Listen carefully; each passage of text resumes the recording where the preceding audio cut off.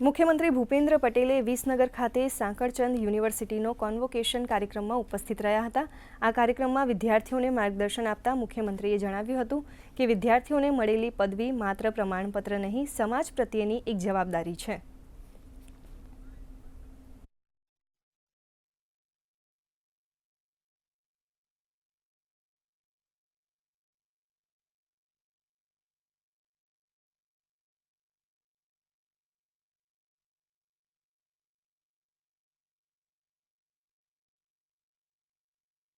શિક્ષણના આધુનિક આયામોથી યુવા શક્તિને વિશાળ અવસરો આપી જોબ ક્રિએટર બનાવવાનો તેમનો સંકલ્પ છે।